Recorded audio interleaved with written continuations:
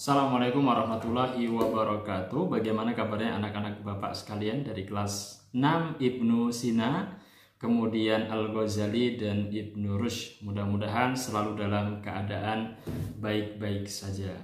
Oke anak-anak, kita lanjut ya pelajaran kita. Masih dengan pelajaran fikih di materi yang sama, yakni seputar hewan yang haram. Kalau minggu lalu kita sudah membahas satu poin daripada hewan yang haram, yakni tentang bangkai dan kemudian macam-macam bangkai.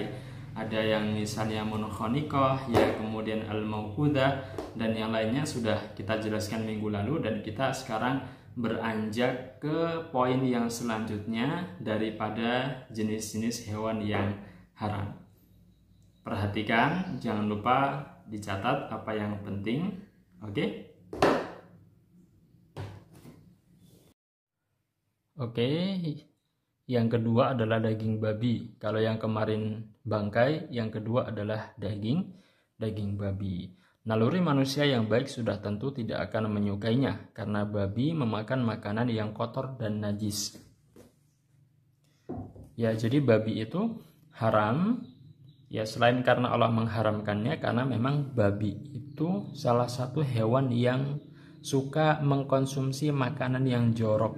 Bahkan kalau seandainya babi itu tidak mendapatkan makanan apapun, dia itu akan memakan kotorannya sendiri dan juga meminum kencingnya sendiri.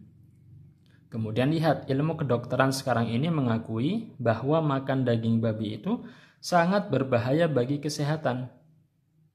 Makan daging babi merupakan salah satu penyebab timbulnya infeksi cacing pita yang sangat berbahaya. Nah, jadi para dokter itu udah bilang kalau babi itu nggak boleh dikonsumsi karena sangat berbahaya. Maka benarlah Allah Subhanahu wa Ta'ala mengharamkan babi. Kenapa? Karena terdapat kemudorotan, yakni hal yang berbahaya bagi manusia apabila mengkonsumsi babi. Jadi yang kedua yang haram, yang pertama bangkai dan yang kedua daging babi. Nah, kemudian hewan haram yang ketiga adalah hewan yang disembelih bukan atas nama Allah Subhanahu wa Ta'ala. Nah, ini udah sering kita pelajari ya. Hewan yang disembelih bukan atas nama Allah yaitu hewan yang disembelih dengan menyebut nama selain Allah. Misalnya nama berhala. Kaum penyembah berhala atau wasaniyin dahulu apabila hendak menyembelih hewan, mereka menyebut nama-nama berhala mereka seperti Latta dan Uzza.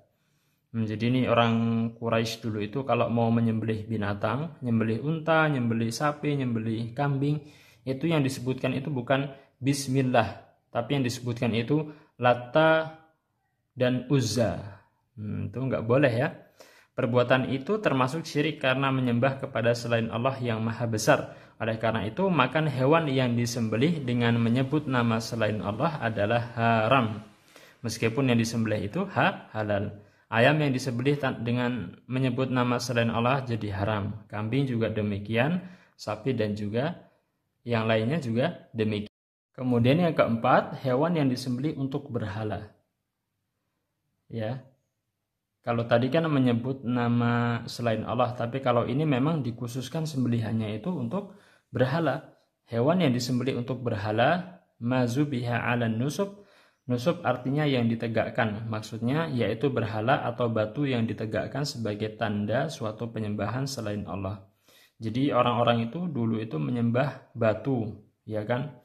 Seperti kisahnya Nabi Ibrahim, ya kan? Kaumnya itu menyembah apa? Batu, ya menyembah patung. Nah, ketika mereka menyembelih, sembelihan itu diberikan kepada patung-patung mereka, bukan kepada Allah Subhanahu wa Ta'ala. Kemudian lihat, semua hewan tersebut haram dimakan dalam kondisi normal.